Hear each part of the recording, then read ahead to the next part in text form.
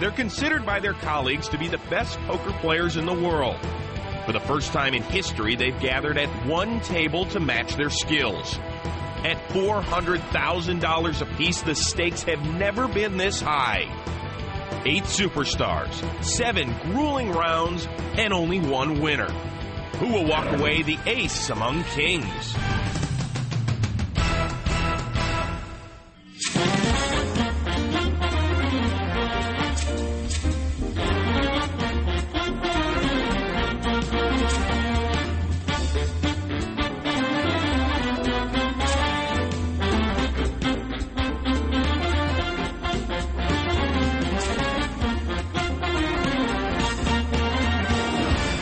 Hi, everybody, and welcome to the Poker Superstars Invitational at the Palms Casino Resort in Las Vegas, Nevada. I'm Chris Rose, working alongside world-renowned poker author Michael Koenig and also a professional poker player for the last decade, Mark Gregorich. And, Mark, look, we're literally jumping out of our seats with excitement because we can't wait to see this historic evening unfold. That's right, Chris. This is the first time in poker history that the 8 greatest players in the game have all gathered at the same table to play. And they represent a real cross-section. We have the old guard defending their honor is Doyle Brunson and Chip Reese. And we have a couple of the young superstars of the game, Phil Ivey and Gus Hansen. Michael, you've been around this game for more than 15 years, so what are you keeping your eye on? This is like an all-star game. Most of the tournaments that we cover feature a mix of ambitious amateurs trying to make a name for themselves and established pros. None of the guys we're going to see tonight have to make a name. They are household names. And we are going to get to see how the greatest players in the world work their magic. All their secrets are about to be exposed. They have more than just a name. They have cash as well. A record buy-in for No Limit Texas Hold'em of $400,000. The previous high had been $25,000. So, guys, I'm taking up a collection if you'd like, or maybe we'll just sit here and call the action. And speaking of, let's go meet the players right now. In seat number 1 is a man considered by many to be the best all-around poker player in the world, and the resume definitely proves that. In 1991, he became the youngest inductee ever into the Poker Hall of Fame. At age 40, he is David Chip Reese. In seat number 2, a man most well known for playing himself opposite Matt Damon in the movie Rounders. He is one of only 2 living players to have won 2 World Series of Poker Championships, Johnny Orient Express Chand. In seat number 3, a man who, before becoming a poker player, was a top-ranked backgammon player. He is known for his aggressive style. He hails from Copenhagen, Denmark, Gus the Great Dane Hansen. In seat number 4, a man who has 55 major tournament titles, that is more than anybody else out there, one of the all-time money winners at the World Series of Poker, TJ Cloutier.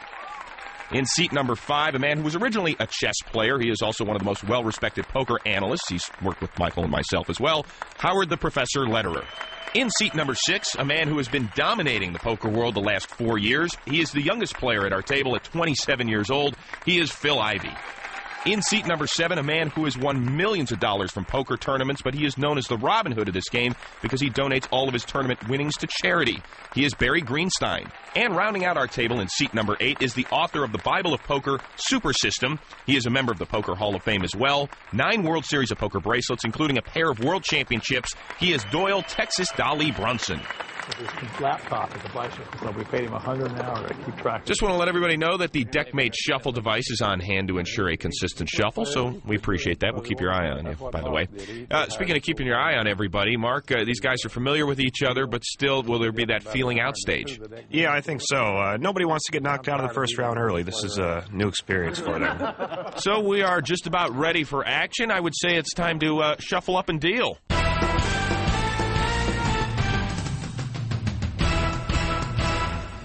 So play is underway here, and Michael, who are you keeping your eye on? Who are the more aggressive players out here? Gus Hansen has recently made a name for himself as something of a maniac. But everybody at this table has encountered maniacs before. They'll know how to deal with a guy like that. Phil Ivey, also relentlessly aggressive.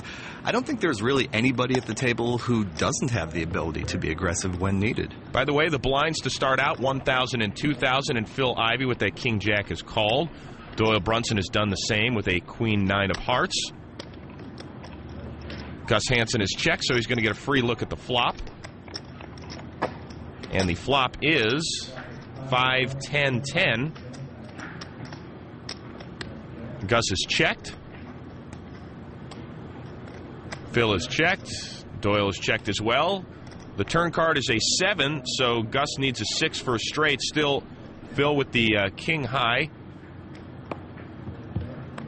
Well, all three have checked, so here on the river it is a 9. So Doyle Brunson with the best hand out there. Both Gus and Phil have checked. Doyle has bet 9,000.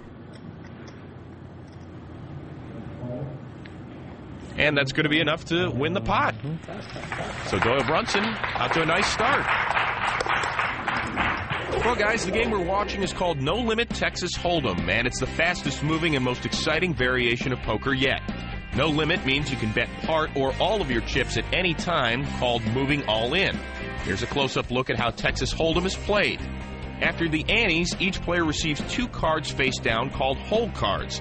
This will initiate the first round of betting. Then 3 community cards are dealt out in the center of the table. This is known as the flop. After the second round of betting, the turn card, also called 4th Street, is revealed and is followed by the third round of betting. Then the final card, the river card, or 5th Street, is exposed, and the fourth and final round of betting begins. The players then combine the community cards with the face-down cards to form the best possible poker hand of 5. So far, it's like playing with 7 Bob Hooks.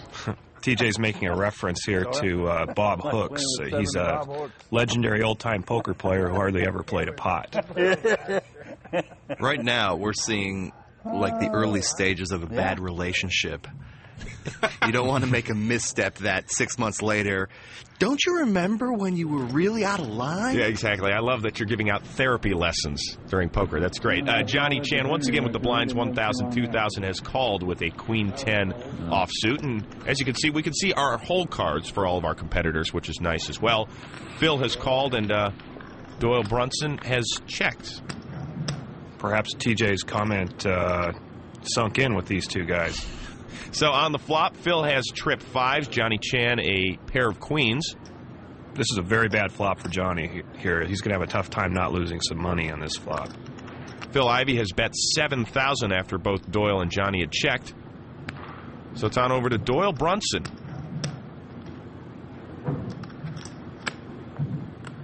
Raise it. So much for tight play. He's going to raise to 27,000. Doyle's on a pure bluff here, and he's doing Johnny Chan a big favor. He's letting him off the hand with his top pair. I don't see how Johnny would get out of this hand if Doyle hadn't made this play. So now it's back to Phil. He'll call this. At least. Well, should he re-raise? I think Phil knows he has the best hand, and he has Doyle trapped here. He's just looking for a way he could get more chips from Doyle Brunson. He's going to call it. So on the turn, a 4 of spades.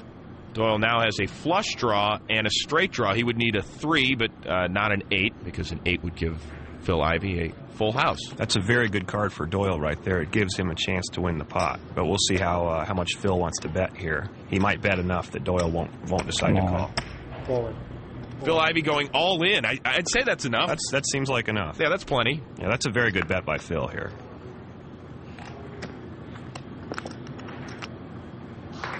And so Phil Ivey taking away 61,000. The greatest players in the world continue to light it up from the Poker Superstars Invitational right here on Fox Sports Net.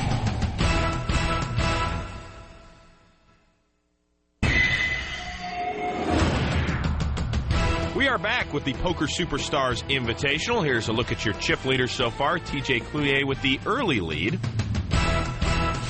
The official ranking of winning poker hands begins with the highest card, but any pair will beat that high card.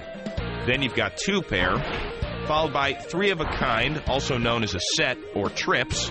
A straight, that's 5 cards in sequential order.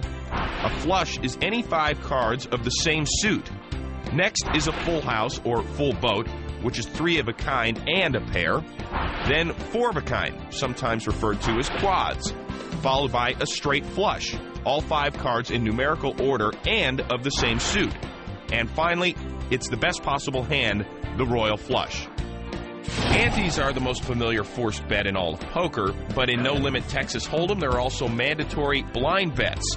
The player to the left of the dealer button places the small blind, and the big blind, which is twice that amount, is placed by the next player. Now, the blinds will also be raised throughout the round to force the smaller stacks into action, and that's going to drive up the betting. Everybody in this tournament started with $100,000 in chips. Once again, decent amount of talking amongst these players. A lot of these guys hang out, play fairly frequently, Michael. Yeah, they are not unfamiliar to each other. I actually think Gus Hansen is the most outsider of this group. He has just recently burst upon the scene with a bunch of major tournament wins, and he's still sort of being initiated into the fraternity. Well, he's going to invite some company with that $7,000 raise. Yeah, this is why Ace-Jack isn't so good when you get called, because it tends to be the worst hand, and he's buried this time. And that's a terrible flop for Gus right there. Aces and nines for both players, but Chip with the king kicker there, so that should help. Yeah, Chip's just going to decide how he's going to get more money out of Gus here. That's a very bad flop for Gus. And Gus has bet $8,000 after the check by Chip. Mark, I think the play here for Chip is to go ahead and raise. There are two clubs on board. He doesn't want to risk if Gus happens to have a flush draw. And he does move all in. He's going all in. We stand corrected. I'll go all in. Thanks for the tip. Okay, so you're welcome. Upon further review, he is going all in. So now it's on over to Gus Hansen. So this is going to be a very tough decision for Gus here. He's got an ace with a pretty good kicker. It's going to be tough for him to get off the hand. With two clubs out there, it's possible that Chip has a hand like King Queen of clubs or King Jack of clubs. Yeah, Mark, I think Chip's all-in raise there sends the message that, in fact, he is trying to push a semi-bluff, like a flush draw. Yeah. No, I know that. Gus is going to take his time with this decision. This is a tough one.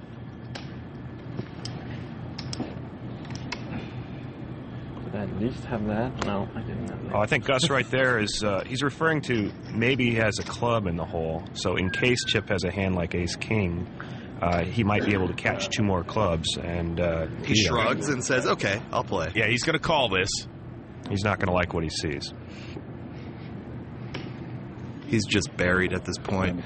Chris, Gus is going to need a jack. 11 gives 11. He could also get a split with an ace or a nine. Or ace or nine, right.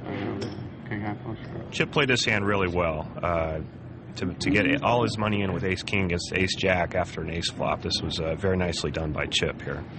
So Gus Hansen needs either a jack to win it or an ace or a nine to split the pot. Scott shrugs his shoulders and knows not much of a chance. You can see the winning percentages there. 76 for Chip, and it's going to get a little bit better right now. Just a jack to win. Oh, and look what shows up, a jack. So Chip Reese, the first to bow out in round one here. Gus looks embarrassed. Yeah, he almost didn't even want to look up and confront his opponent in the eye. So Chip Reese finishes 8th here in round one of the Poker Superstars Invitational. That's the fun, but also the danger of going all in. Don't you go anywhere, because more excitement to come your way when we return to the Palms Casino Resort in Las Vegas after this.